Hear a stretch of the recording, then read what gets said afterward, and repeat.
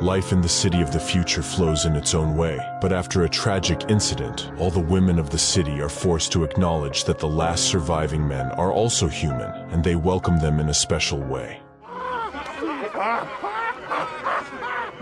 Rehearsing her speech, Elena, the future mother of the city, receives approval from the virtual assistant, Larissa. However, AI hints to her that it's worth making some changes in their utopian city. Namely, to banish the men from the city, as the virtual assistant believes they only corrupt women. To finally convince the future mother of the city, the virtual assistant, Larissa, displays a live broadcast from her daughter Rada's bedroom, where she is engaged in an illicit relationship with a man in defiance of the city's laws. The video of her daughter infuriates Elena to the point that she announces the complete extermination of men in the city during her inauguration. Disgruntled women, led by her daughter Rada, disagree with this decision and decide to defend the rights of men. Meanwhile, outside the utopian city, unaware of the new prohibition, the leader of the last surviving men, Baron, prepares to meet with Elena, hoping to win her over with a fashionable suit and expensive perfume. Upon learning of the discontent of the city's inhabitants, Elena seeks help from her predecessor Vera, who has been in a mental prison for several months. After a virtual conversation with the former mother of the city, Elena realizes that she may have acted too hastily, and her decision is softened. Instead of exterminating the last men, she decides to relocate them far away from the city. The future leader of the city announces this plan to the residents, presenting them with a new exciting project. According to the city's mother, men will have a wonderful life in comfortable cottages somewhere in the Belarusian forests. There, they will be able to engage in agriculture and distill moonshine. This plan applies not only to the men from the Two Hills, who are the keepers of male seed, but also to the wild men who live in the forests near the city. Elena shares her plans with Baron during their meeting, but the leader of the wild men reacts to the news less optimistically than the city's residents.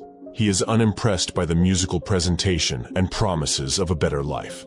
The sound of the sonic machine's whistle spreads for many kilometers, but doesn't penetrate the Two Hills dome, and the residents go about their business. Jera shares his bedroom difficulties with his friends, who are also keepers of male seed. He confesses to his friend Lucius that he enjoys everything, but Rada has become too demanding, and he's tired of not even being able to have a conversation with her.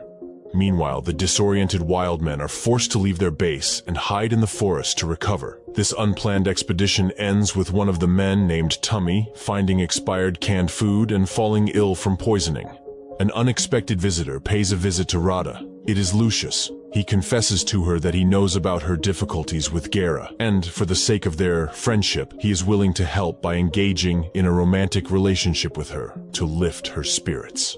Unaware of this offer from his friend, Gera calmly strolls through the city. He, too, faces temptation. Aya approaches him with an offer to advertise women's toys, but Gera declines. An unknown individual decides to take advantage of the unfortunate incident among the wild men. They show the city's residents pictures of Tommy's body and claim that he died after an attack by the Nightingale. The city's residents summon Elena for another discussion, demanding an explanation for her cruel behavior. Putting her friend's body in the refrigerator, the men also decide to accuse Elena of what happened, while she seeks help from her mentor in the mental prison. Elena is unable to discuss this with Vera, as the captive is too engrossed in mental games to spare any free advice. Elena attempts to divert the attention of the city's residents to a more important issue, the disappearance of mushrooms in the nearby forest. However, Gera prevents the city leader from doing so, demanding that she fulfill the demands of the wild men. Moreover, Baron appears on the main screens, standing next to the refrigerator containing Tummy's body. Everyone rallies against the mother of the city, including the wild men and the residents of Two Hills. Elena has no choice but to send Gera to the savages and try to negotiate a peaceful resolution. The men have an excellent opportunity to obtain everything they could ever dream of, but Tummy unexpectedly resurrects and threatens to thwart their plans. Baron fails to hide his friend from Gera, but the envoy remains loyal to his former comrades. He agrees to play along and relay their demands to Elena, concealing the truth about Tummy's survival. Gera has to shuttle back and forth several times, discussing the demands of the wild men. Their requests seem too significant to Elena, but finally, they manage to reach an agreement, albeit through deceit. Learning that Baron wants to see all the women of the city in a bent position, the diplomat assures Elena that this pose signifies nothing negative. It's just a tribute of respect to the deceased man. The mother of the city leads the residents to the border, and upon her signal, everyone bends into the pose in front of Baron and his friends, repeating the phrase, "Wild men are humans too." Upon learning about what happened, Vera can't contain her laughter, explaining to her successor what it actually meant. The experienced leader advises Elena to find another place for herself, as she believes the new mother won't be able to govern the city effectively. While Baron excitedly finds a new location for his community, Elena mourns the challenging day, especially after hearing the words of the virtual assistant, Larissa, who abandoned her at the most critical moment, but now demands that the issue of relocating the men be resolved within a week. Realizing that she can't handle this alone, the mother of the city orders the release of her mentor from the mental institution, hoping for her support. Jera's morning starts with unpleasant news. After a wonderful night with Rada, he learns that his girlfriend recently had a romantic encounter with Lucius. However, Rada doesn't understand what upset her boyfriend so much. She has to clarify the meaning of the word betrayal, which her friend mentioned. Rada can't dwell on this issue for long. Her mother gathers the entire city to announce Vera's amnesty, which clearly doesn't sit well with the residents who remember how the former leader caused them many problems. However, the former mother pretends that she has seen the error of her ways and will now only bring benefit to the city. After the meeting, Rada returns to her quest for answers, and she has to tell Lucius everything in order to find an explanation together. Another keeper of the seed, Ulik, eavesdrops on their conversation and assures the couple that nothing good awaits them after such actions. They both betrayed Gera. Gera doesn't deal with his problem alone either. He shares his feelings with Aya, and she gladly agrees to comfort her friend. Elena is handed a new list of Baron's demands, which includes an interesting point. Mother of Two Hills must personally deliver gifts to him, wearing a red dress. Upon hearing this, Vera joyfully informs her protege that she has no choice. Otherwise, Baron will reveal the truth about the pose they all bent into, and the townspeople will never forgive the city's mother. So Elena obediently gathers the offerings and heads to the Wild Men's base, delighting them with her vibrant attire and the greeting that has become popular in Two Hills. While Baron's company celebrates the city's day, accepting gifts from the women, Tummy sits chained near the heater to avoid spoiling the celebration with his presence.